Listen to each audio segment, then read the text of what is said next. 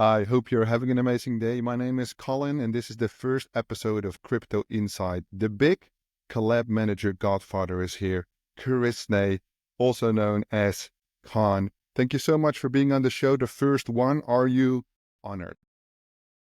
Very much so. Thank you so much, Colin, for having me here.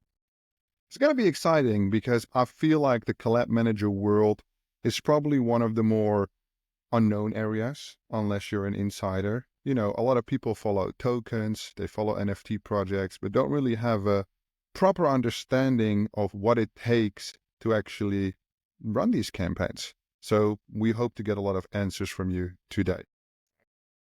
It is really interesting. Like when you look at Twitter, you will see a lot of collab managers boasting each other. Like they talk about how they have the toughest job to do in the world, and they bash all these collab managers from the community managers and founders perspective. Then you have these like green days, and all collab managers are like glorified over what they did in terms of the accomplishments of the mints that they do, how it performs on the secondary level, etc. From the collab managers, I think the most interesting aspect is you have to have the network, and it can only be built over time.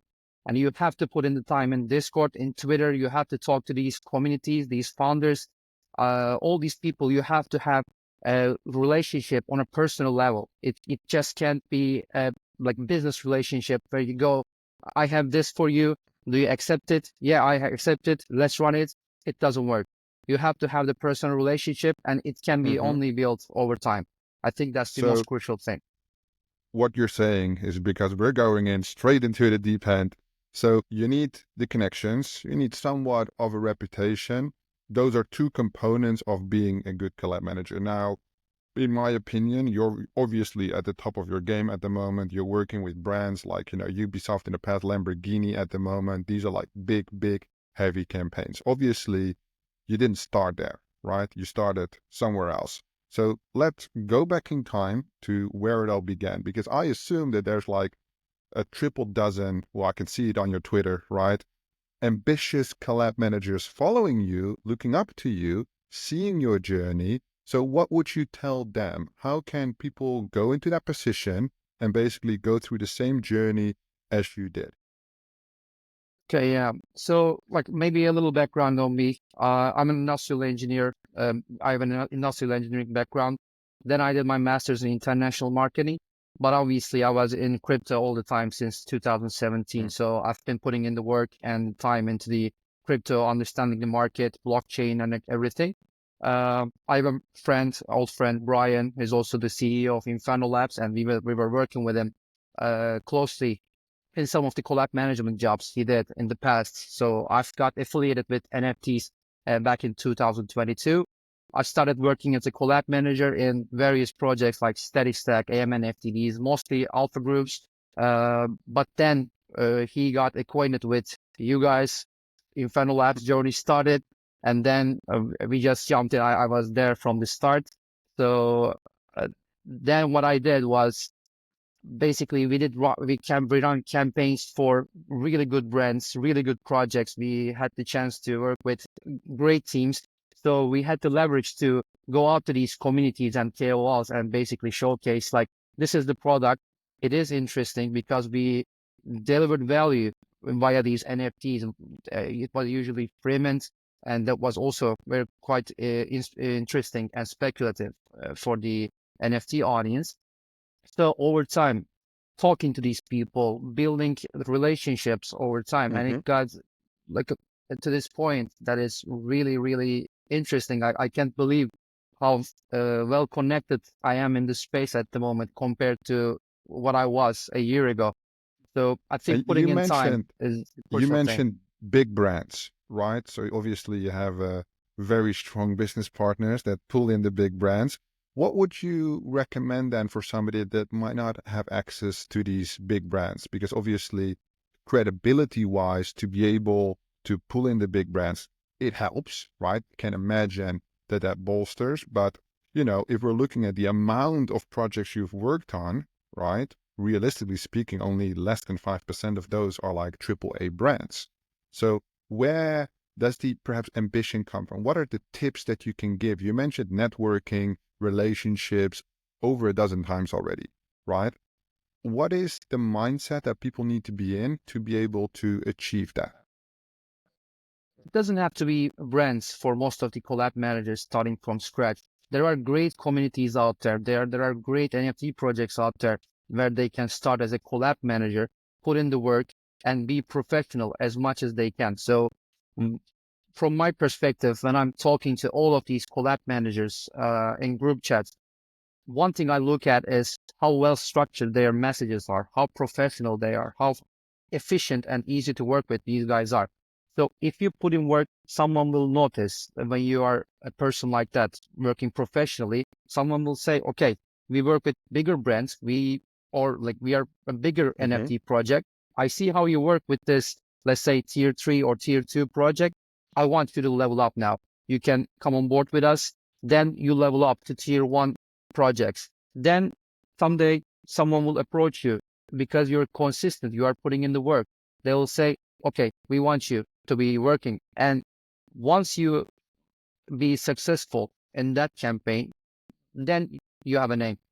Now So you it's can kind of like use it. over time, you just level up naturally as long as you're consistent and, give the value. What does that mean, value? Because before you mentioned like inconsistency in communication, I'm putting it in a nice way. People just like spamming the chats, bumping continuously. Fortunately, I have not that much experience with that, but I did get, the odd Discord call because, I have Inferno in my little handle, which basically notes, of course, I live on Telegram, right, on the other side of the spectrum.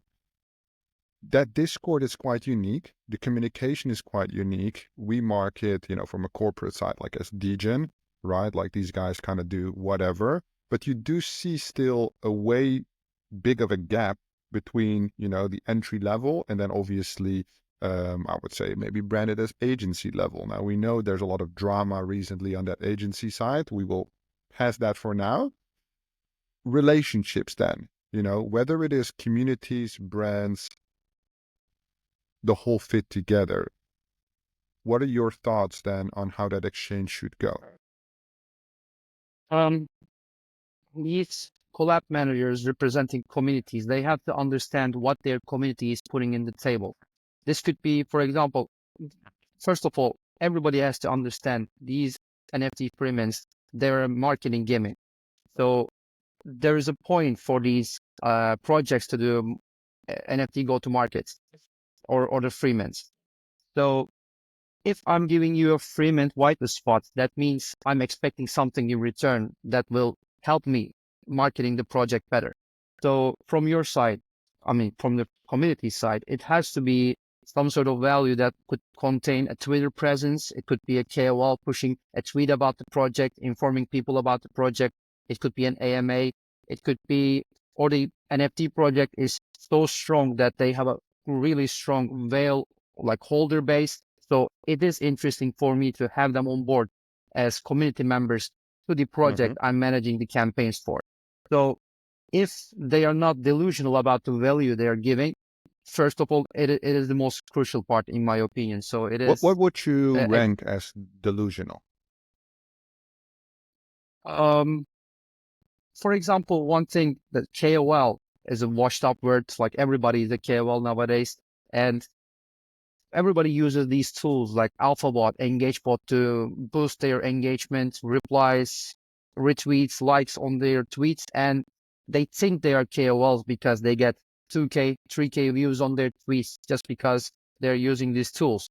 And when they come at you, they tell you like, look at my tweets. I'm a KOL. I need this. Maybe I should be getting paid as well from the project. And I think that's when I feel like, bro, I have So perhaps 100 other people like you. those are unrealistic expectations then in that case. I would So say so. if I would have to pinpoint where you're at as a collab manager, you're kind of in the middle between what the project wants that hires you and the communities that serve you. And you have to find the right balance between these two parties to make the exchange happen. one, the community gets the whitelist spots, two, exposure, it's what's being offered on the other hand, and then everybody is happy. Is that a good balance? I would say so. I would say so. It has to be a fair exchange of values, and it usually lies within the NFT utility of the projects that we are providing. So we always make sure there is some sort of NFT utility attached to these experiments. Like it's never a marketing gimmick, one and done thing for us. There has to be something attached to these NFTs. What is your least favorite NFT utility? Uh, Early access, like these Oh, washed up words. I don't even think that one is that bad. I would say like merchandise, right? I think that's my, but I mean, when you look at like brand concepts, I understand merchandise when it comes to like, say, Pudgy Penguins, Suki, relative market cap in ETH on projects, let's say above 50, 100 mil, right? It would make sense. But when I see no name brands, and no disrespect to the builders out there, right? Saying merchandise, nobody gives a fuck. Like you're spending money on the wrong things, right? Specifically if it's print on demand, like, hey, here you have $100 t-shirt that I just bought for $6, right? And I'm going to drop ship it to you. Just have to wait 6 weeks, right? These type of components. Now, early access is an interesting one. Obviously, I don't want to put you on blast, but at the same time, if that would be the introduction to the product, what do you think about how utilities are being presented on NFTs relative to how the utility is perceived? Is there an actual value, or how the Web2 oldies like to say it, this is just all a little bit of a bubble that the value floats in? I would say like 90 to 95% of the NFT audience is focused on the financial incentive part. So for them, it's how much money are they going to make out of these NFTs. It could be them flipping the NFTs on the mint day or 1 week later, or it could be there'll be a token go to market afterwards, and there'll be a token, and these NFTs will get token airdrops, but eventually they want to dump these assets and make money out of it. So it's understandable as well. There is no shame in it, obviously, but there is this 5-10% of people that is genuinely interested in the products, and that's who we target, to be honest. And these people, they will use the platform, they will use the game if there's an early beta alpha access. We want them to be testing our game, interested in our game. And when if we achieve to find that 5-10% amount of people in the NFT audience, I think it is an interesting utility to have these early access in the templates. But otherwise, for the 90% of the NFT audience, I would say it's just a marketing gimmick. At least they perceive it Well, that way. it's the hook that you need to penetrate that audience, right? And I know a lot of DJs are watching this. It means, access to communities. It doesn't mean, penetrate. We're talking about business here. So when it comes to the communities, your experience, the utility of NFTs, these are all topics where, we always tend to look at the negative side of things, right? Content that's being spread on Twitter, it's usually bearish because it gets a lot of eyeballs, right? It's like against the grid. What would you say are the favorite things about your job as a collab manager? I don't want to, degrade you. Of course, you manage a team of collab managers, but still involved in the process for years. What would that favorite part be? I would say the connections. Like when I talk to these people, they look up to me, they respect me, they value what I do, and they understand how much work I put into these relationships, how much messages I sent during a day in Discord, in Telegram, even though I have all these calls with the teams, internal teams, external teams with the clients, and they still understand, okay, like this guy must be extremely busy, but he still takes the time to either reject my collab request or at least talk to me, like ask how their day is, etc. So I see people. I saw a lot of people in Singapore for Token 2049, for example. When I'm walking with the Infernolabs T-shirt, like everybody's coming to me, "Oh, are you Carisne? Are you Carisne?"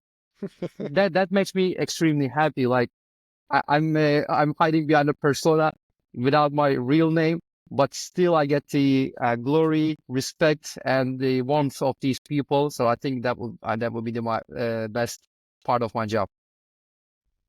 And that makes a lot of sense, specifically if you're indeed anonymous behind a PFP and things come to fruition, that relationship, you feel the warmth maybe of the relationship when it's face to face. How do you think other collab managers experience the exact same thing, right? Because like we mentioned before, there's a large variety of different style of collab managers. Let me put it nicely, right? From entry level, as in every industry, to like industry veterans, right? Would you say that they're as much aligned with your vision, or would you say there's different components to it? I would say some are aligned with my vision. I would say there are people that does this better than me. I have tremendous respect for them, but some of them are just here to extract value. So they're Let's hear pushy in some the big group chat. names.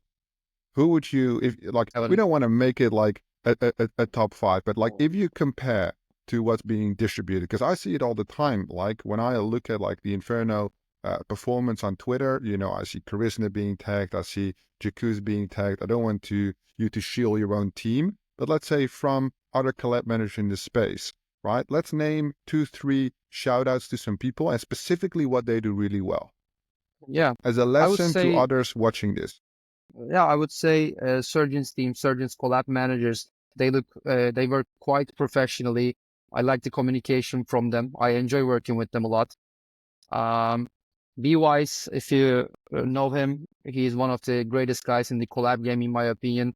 Like he used to be more active in other projects. Now he's more behind the scenes, but he's one of the like most You said professional B-Wise? people. B-Wise, yes. I don't know who Metaverse that is. kills. What makes him so great? His communication, when you send him a template, he just doesn't ask for the like how many wallets, how many whitelists can I get. He actually looks into the project. He asks questions about the project. He makes his own research. If he's not interested, he will tell you. If he is interested, he will make it a fair exchange of values. So, and he also has a great track record of managing collaboration jobs. So I would say he's one of my favorites in the game. I guess I have to look him up in that case. You should. All right. So the pattern is, in my opinion, quite clear, right? It's strong communication, consistency, proactiveness, and let's say some ambition to it as well to be better. That seems to be the aligned pattern that's being repeated here. Now, what would the future be for, let's say, the collaboration side? You know, we've seen the free mints out of 21, we've seen the paid mints.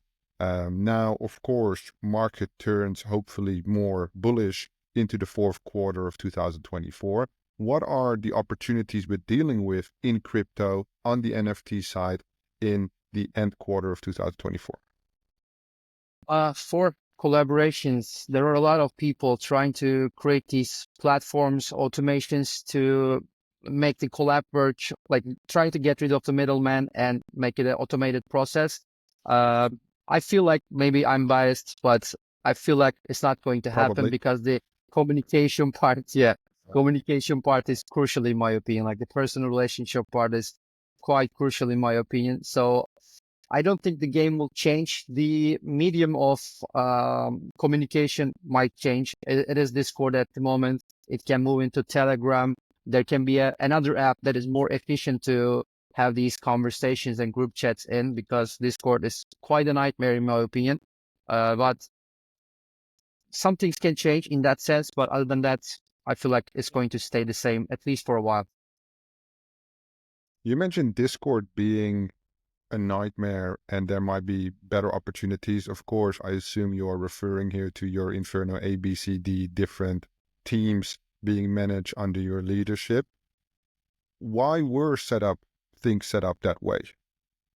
I assume like for scalability purposes, but how does that influence communication? Because I'm looking at it from an outside point of view, right? I'm trying to work with you. You have a bigger team, right? At the end of the day for specific projects. So if I'm only one collab manager, right? And you're dealing with more than half a dozen on your side, right? what would you recommend me on how to approach that relationship? What we do is, for those who don't know, we have these different group chats in Inferno structure, Inferno A, B, C, D, and we have different collab leads representing each of these group chats. And in those group chats, we have several go-to-market campaigns active at the same time because, thank God, we have a good client base. So when you have two, three go-to-markets at the same time, it is usually a nightmare for both the receiving and for also to us to manage these campaigns. It is quite tough work. Everything gets mixed up because you are allocating some spots. Are they running the spots for the other project first or the next one? It gets mixed up in the process because there are a lot of people in those group chats as well. So in order to tackle that, what we did is we divided the group chats. We allocated at most 2 to 3 go-to-market campaigns at the same time to each group chat, and we basically put them in the timeline very efficiently. So the communication is quite clear, and when they need to reach out to a certain collab managers and Inferno team to ask for a collaboration for a certain project, they just know where to go to, who to communicate, and we can easily communicate that. Let's say, go to Inferno C, talk to Yakus, and arrange a collaboration. Right. Fair enough. So it's more a business efficiency setup in order to make that happen. So Yeah, for the scalability as well. individual collab manager, right, they just need to know and pinpoint to which direction to go. Okay, operational structure. Now the future, right? You mentioned platforms. How do you see NFT utility perform, right? You mentioned something that I thought was really interesting before and which I want to highlight over the next couple of minutes, which is financial incentive, right? Of course, when I advise, and for everybody, yes, I do advise projects, but not on the NFT side. Primarily, I would say I do business strategy, which involves the tokens, the monetization, user acquisition, all the boring background Web2 business stuff. Now, financial incentive is something I discuss a lot, right? In terms of components, when you obtain a crypto audience, whether it's token buyers, NFT people, the financial incentive means that you need to create a full loop of engagement in order to retain people. Otherwise, it's a one-way exchange. You offer them something, they obtain to liquidate in the future, which means these are not users. These are, I don't even want to call them investors, right? It's kind of like a completely wrong audience altogether. If you like the project and the additional benefit is financial incentive, right? On top of that, it cannot be the core component. Now, you said before, 95% of that audience is financial incentive driven. I agree with that. I mean, I am that audience, right? A lot of these projects I couldn't care less about, and I'm very vocal about it in my videos and everywhere. At the same time, I do understand the components. Now, utility is probably the biggest play when it comes to NFTs, how it ties to the financial incentive. What are some of the current financial incentives that we often see attached to NFTs? Usually, token airdrops are the biggest thing because it points to a future financial incentive and it makes you hold the NFTs for a longer period of time, but it still has a deadline, and which I don't like very much. In my opinion, like I tell this everywhere, I think the most interesting utility an NFT can have would be the revenue share, because but it has to be a payment, obviously. Like, I have to invest in the project and I have to be a shareholder, like a DAO structure maybe, but I make the project happen by financially contributing the project at the start. I believe in the vision. I'm like an angel investor as a NFT holder, but I obviously have to take a risk. I have to invest my money. It can't be a freeman. But after that, I have to be part of the revenue generated by this game, platform, whatever, because I was there from the start.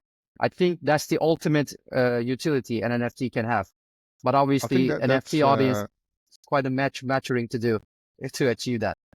yeah, I think the maturity component definitely. So my objective view from the business side is basically out of 2021, I would frame it, and I know this will create some hostility with some people, as entitlement, right? I think the component here is that people were thrown free money. Look at, the mutant apes, look at the ApeCoin airdrop, right? This kickstarted the endless cycle of never enough. Now, 2 years later, people are happy with what they received.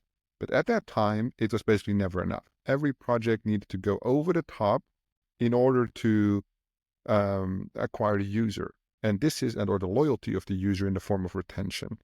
And I think this is what we see in the market, where the audience is too small and the person that can spend the most will acquire the user, right? And specifically in that dynamic, it created a really toxic environment of expectations. Audience is small, audience is hyper engaged because, you're bribing them with money. So if,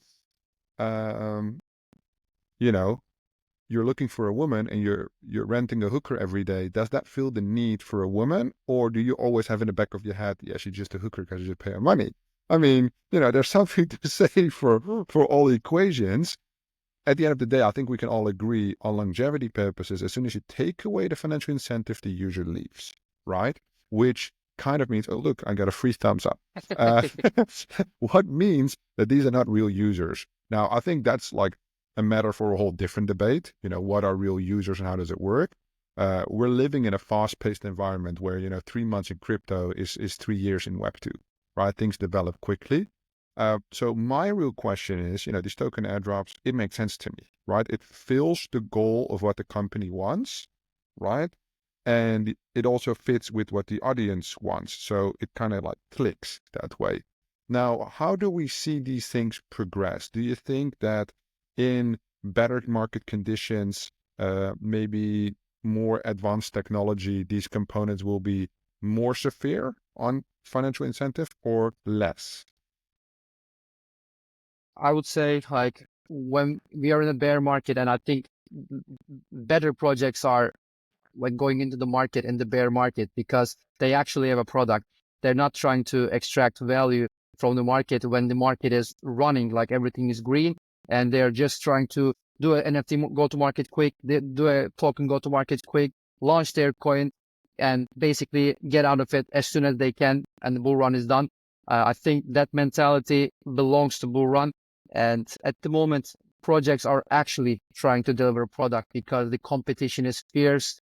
Now, nobody is actually interested in the product, so they have to make something different happen.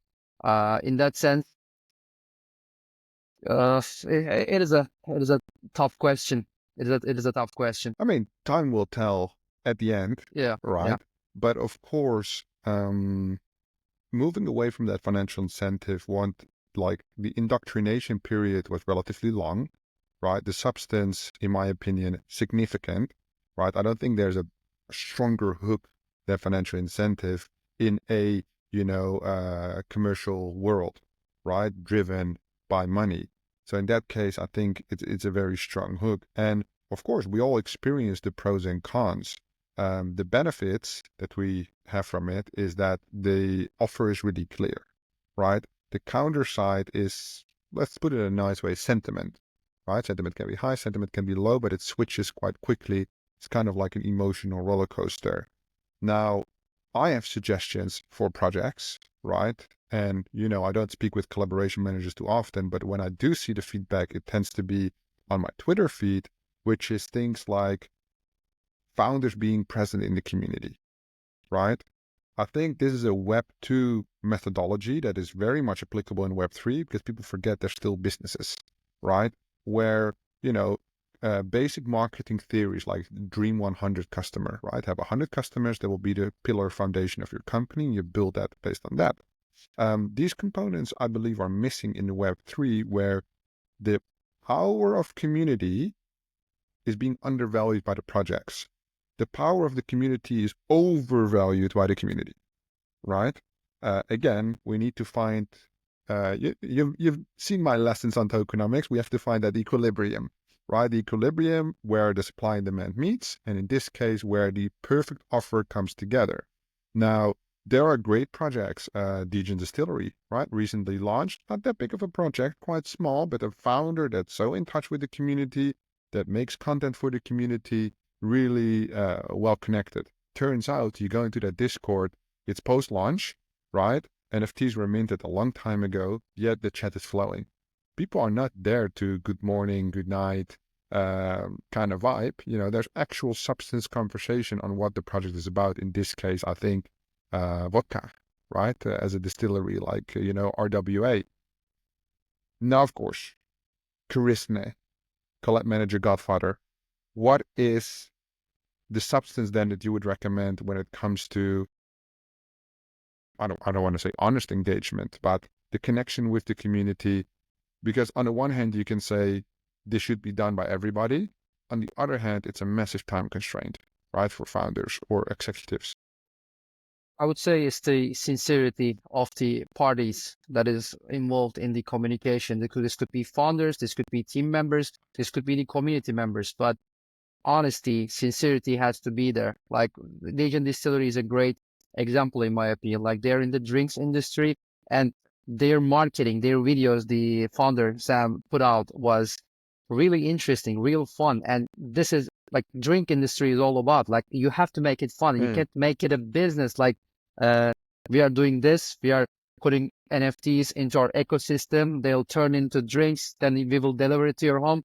It's not interesting. It has to be engaging. Like, okay, these guys are doing something sincere. Like I'll support them regardless of their product or the financial incentive. That makes me interested in going into that Discord and see how they communicate to each other. How, like if they're having fun, I want to be a part of it, because I think the NFTs are crucial, especially for the community building, and the community is the crucial thing on the NFT audience. And how do you achieve that? The founders has to be present in the Discord. They have to be present on Twitter. They have to communicate with these KOLs, community members, whoever is involved in the project, but in a genuine way, in a sincere way, like, because everyone can smell the bullshit behind the keyboard. Like when you are doing it, like I'm trying to extract value of these people. That's why I'm being nice to them. If you even think that, they understand it. So you have to see the value in the community first. Then if you see that value, you're going to put in the work anyways.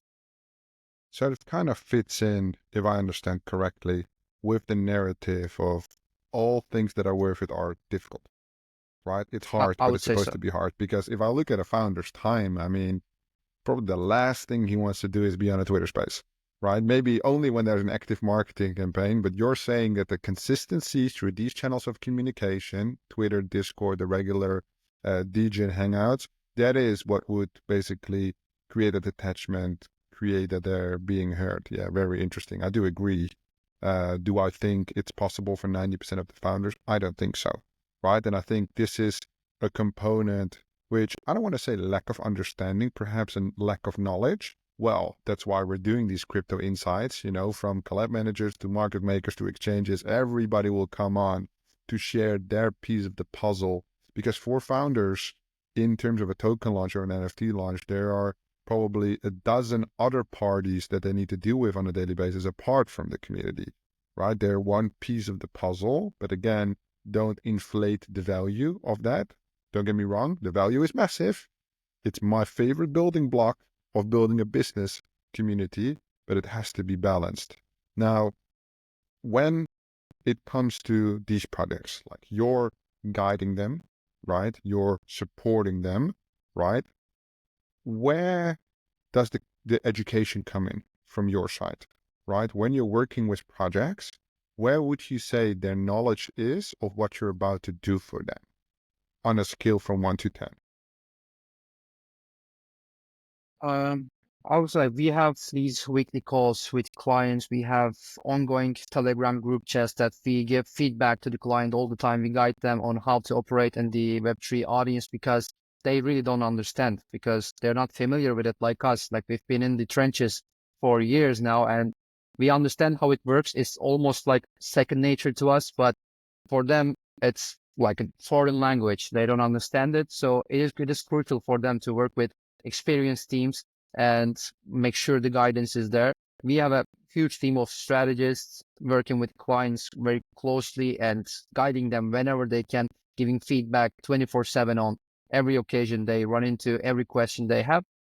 So those advisory calls, those feedback from the team is crucial for teams, in my opinion. Gotcha. So you would say 1 out of 10 usually is the knowledge. I lost that We can question. be kind. We can be quite kind, 2, 3 out of 10. But yeah, the education component, it's a big part of Yes, it. for sure.